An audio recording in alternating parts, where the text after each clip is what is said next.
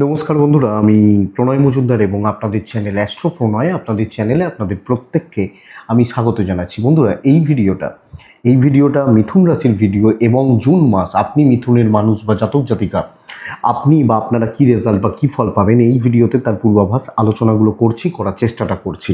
তো আমি প্রত্যেকটা ভিডিওতে প্রত্যেকটা দিন আপনাদেরকে বলি বন্ধুরা, যে চ্যানেল আপনাদের ভিডিওগুলো আপনাদের সাথে থাকতে হবে রেগুলারলি নিত্য আপডেটগুলো পাওয়ার জন্য। এবং অবশ্যই ডেসক্রিপশানে ফোন বা হোয়াটসঅ্যাপ নাম্বার রয়েছে, মনে হলে চাইলে ইচ্ছে হলে যোগাযোগটা রাখবেন। তাহলে চলুন শুরু করা যাক মিথুন রাশির জাতক বা জাতিকাদের জুন মাসে কি হতে চলেছে।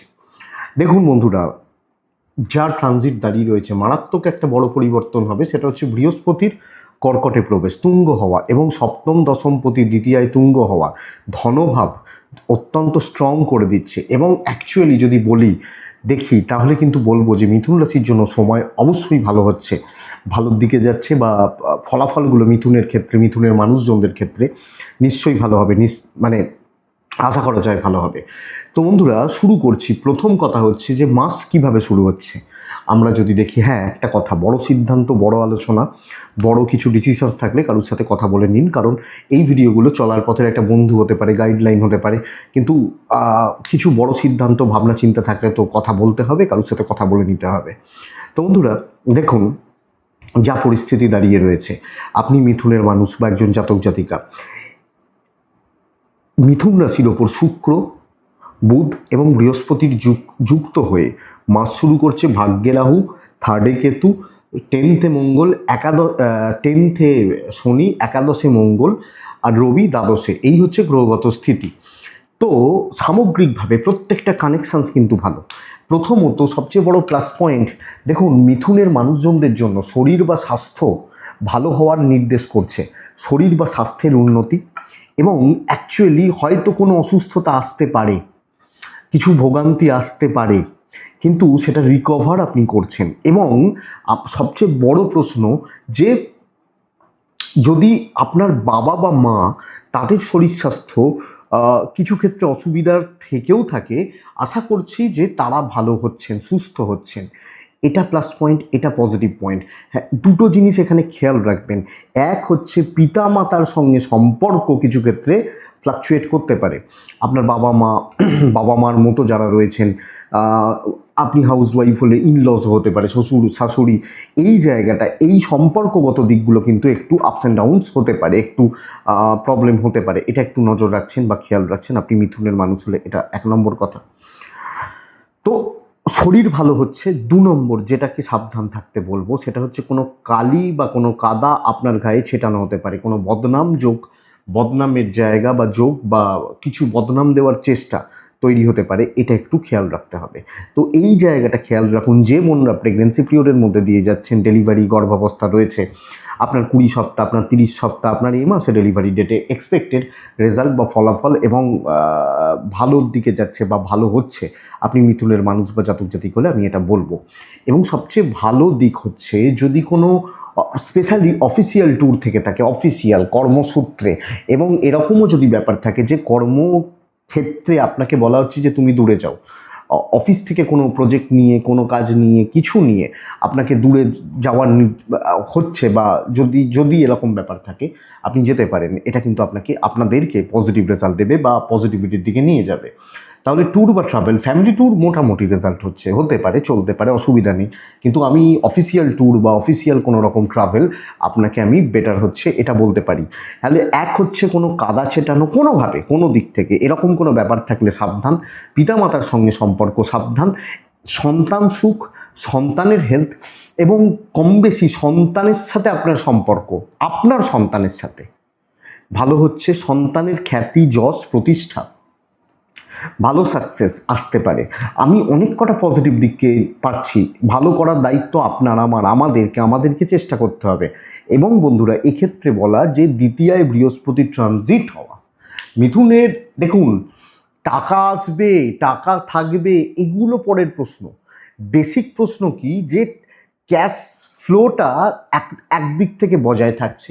এবং আমাদের বেশিরভাগ ক্ষেত্রে আমি যে প্রশ্নটা পাই যে আমার মাসে 30,000 টাকার ইএমআই দিতে হয়। কমন ব্যাপার, এগুলো আজকালকার দিনে বড় ব্যাপার নয়। বহু লোক ইএমআই অনেক কিছু করেন, ক্রেডিট কার্ড বা ডেবিট কার্ড এগুলোতে অনেক কিছু চলতে থাকে।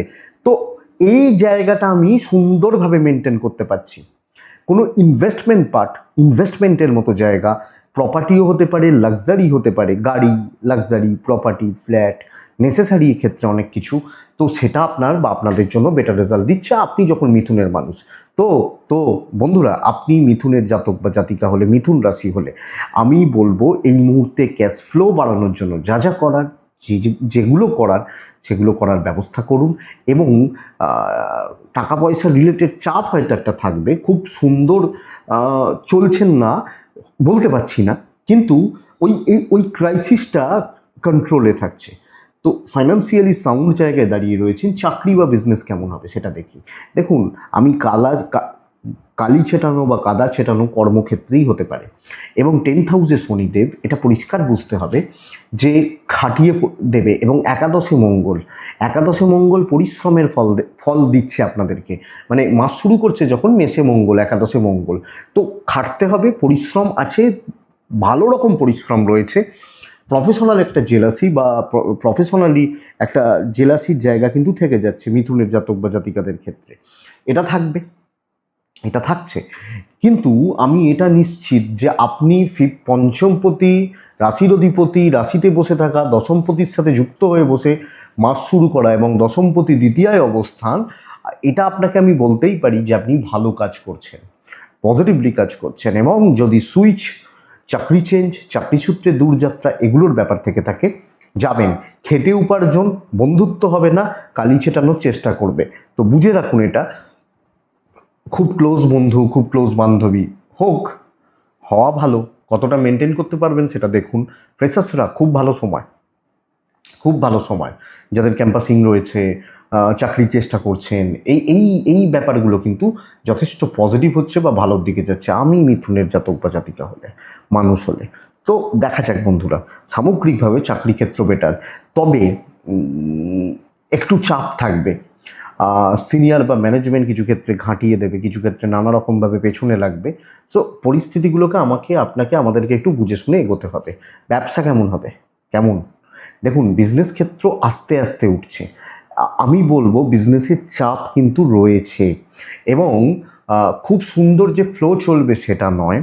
বিজনেস করা, ব্যবসাতে এগোনোতে পরিস্থিতিগুলো একটু টাফ হচ্ছে, কম্পিটিশনের মধ্যে দিয়ে যেতে হচ্ছে। সো সেলস বা মার্কেটিং, এই ব্যাপারগুলো একটু চাপের। কাস্টমারদেরকে ইমপ্রেস করতে বেগ পেতে হবে। আপনি আরও সিরিয়াস হন। এই মুহূর্তে বড় ইনভেস্টমেন্ট বিজনেসের ব্যাপারে একটু দেখে করুন। এবং যারা ফ্রিল্যান্সিং করছেন, ক্রিয়েটিভ জগতের ছেলে মেয়ে, বা যারা আমি যেখানে প্রোডাক্ট, এরা কিন্তু একটু চাপে রয়েছেন। তো মানে এগুলোতে তো নাম কাজে লাগে। ধরুন একজন ভালো ডাক্তারবাবু, তার প্রসার বাড়বে মানে নাম বাড়বে, নাম হলে ক্লায়েন্ট বা কাস্টমার আসবেন বা পেশেন্ট আসবেন। তো এই জায়গাটা একটু দেখে নিতে হচ্ছে মিথুনের ক্ষেত্রে।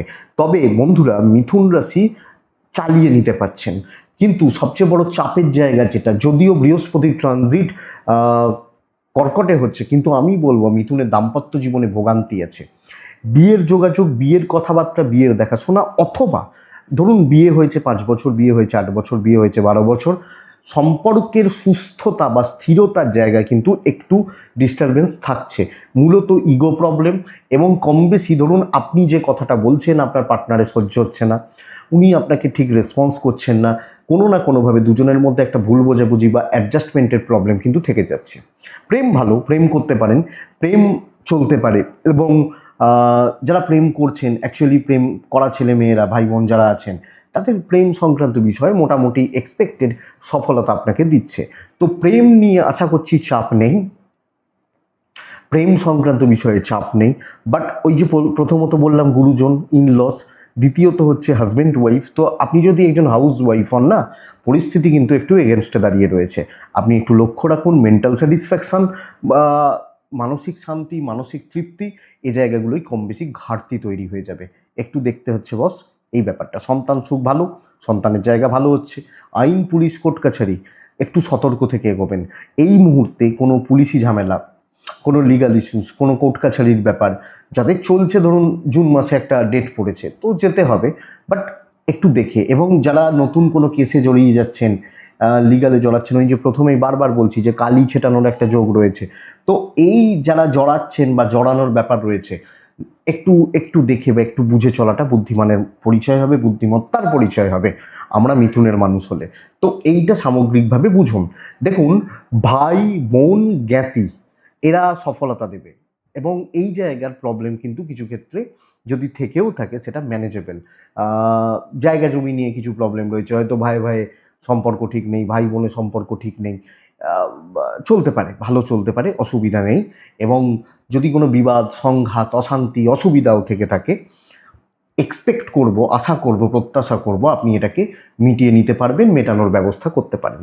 তো কথা বলা উচিত, দ্বিতীয় বৃহস্পতি বোঝানো উচিত, ভালোভাবে গুছিয়ে কথা বলুন, পরিস্থিতিগুলো অনুকূলে চলে আসবে, ইনক্লুডিং কোনো পলিটিক্যাল ব্যাপার, প্রতিবেশীদের সঙ্গে কোনো সমস্যা, এগুলো যদি চলতে থাকে ম্যানেজ করে নিতে পারবেন। ভাড়া বাড়ি, ভাড়াটিয়া একটু দেখে, ধরুন আপনি কারুর বাড়িতে ভাড়া থাকেন, আপনার বাড়িতে কেউ ভাড়া থাকে, তো ভাড়া বা ভাড়াটিয়া এগুলো নিয়ে কিছু প্রবলেম আসতে পারে। তো দেখুন, আমি সামগ্রিকভাবে শরীর বললাম, টাকা পয়সা বললাম, ট্যুর ট্রাভেল বললাম, চাকরি বিজনেস এগুলো নিয়ে কথাবার্তা বললাম, সন্তানের কথাও বললাম, দাম্পত্য প্রেম বললাম। তাহলে লাস্ট পার্টে আমি এডুকেশনটাকে রাখি। অনেকে ভাবেন বিদ্যাটা আমি বলি না, বিদ্যাটা একটু শেষে রাখি যাতে একটু খুলে কথা বলা যায়। তো পড়াশোনা কেমন হবে? চতুর্থ ভাব, নবম ভাব, একাদশ ভাব, অষ্টম ভাব, এই এই ভাবগুলোই তো পড়াশোনার জায়গা এবং রাশির অধিপতি। তাহলে 1-4 ভালো জায়গায় বসে রয়েছে, প্রাইমারি লেভেলটা ভালো হচ্ছে, পড়াশোনার যে যে উপকরণগুলো দরকার, টিচারদের সাপোর্ট রয়েছে। তাহলে প্রাইমারি আপ টু মাধ্যমিক বা এইচএসও বলতে পারি, এই লেভেলের পড়াশোনা ভালো হচ্ছে। এই লেভেলের পড়াশোনার জায়গাটা ভালো হচ্ছে, ভালো চলছে। এবার বাচ্চাগুলো একটু বদমাইশি করলো, চঞ্চলতা এলো, একটু বদমাইশি করছে, বাদ দিলাম, কিন্তু পড়াশোনা ভালো হচ্ছে। কিন্তু গ্র্যাজুয়েশন এবং মাস্টার্স, এই পড়াশোনাতে বড্ড বেশি অসুবিধার জায়গা, বড্ড বেশি না বললেও আমি বলতেই পারি গ্র্যাজুয়েশন এবং মাস্টার্স লেভেল অসুবিধা রয়েছে। এবং এই পড়াশোনা যে যে পড়াশোনা এর মধ্যে ইনক্লুডেড, এমবিএ হতে পারে, বিবিএ হতে পারে, বিসিএ হতে পারে, ল হতে পারে, এই যে লেভেলটা আপনাকে লক্ষ্য রাখতে হচ্ছে। চাকরির পড়াশোনা, পিএইচডি করছেন যারা, যেখান থেকে স্টাইপেন্ড পাচ্ছেন, বা বিদেশে গিয়ে কোনো রকম পড়াশোনা করছেন, বেশ ভালো, অসুবিধা নেই। যে পড়াশোনাতে একদম টপ লেভেলের পড়াশোনা, উচ্চ শিক্ষা, পিএইচডি করছেন, কেউ থিসিস করছেন বা কেউ এমফিল করছেন, এই পড়াশোনাগুলো বেশ ভালো। চাকরির পড়াশোনা মানে কম্পিটিটিভের জন্য যারা তৈরি হচ্ছেন, এদের পড়াশোনাটা ভালো। তো এই হচ্ছে শিক্ষার জায়গা। মাঝের যে এডুকেশান, গ্র্যাজুয়েশান এবং মাস্টার্সও আপনাকে খেয়াল রাখতে হবে, স্পেশালি গ্র্যাজুয়েশানের জায়গা খেয়াল রাখতে হবে বা লক্ষ্য রাখতে হবে। এটাই জুন মাসে মিথুনের রাশিফল। আশা করছি ভিডিওটা 5% হলেও চলতে সাপোর্ট করবে। মৃগশিরা নক্ষত্র, মিথুন রাশির জাতক বা জাতিকা হলে বন্ধুরা দেখুন, অনেক শত্রু থাকবে, দেখে চলবেন। আদ্রা নক্ষত্রের জাতক বা জাতিকা হলে অদৃশ্য বাধা থাকবে। পুনর্বসু নক্ষত্রের জাতক বা জাতিকারা বড় কোনো পরিবর্তন আসতে চলেছে, 1 নম্বর। এবং পরিবর্তন সেটা সময় নিয়ে অনেক কিছুকে আপনাকে মানিয়ে নিতে হবে। তো মানিয়ে নিন, আশা করছি ভালো হবে। এটাই কথা, এটাই রাশিফল, দেখে নিন একটু, আশা করছি কাজে লাগবে। ভালো থাকুন, সুস্থ থাকুন বন্ধুরা। অবশ্যই আপনারা প্রত্যেকে শান্তিতে থাকুন, শান্তিতে থাকতেই হবে, শান্তিতে থাকুন। নমস্কার।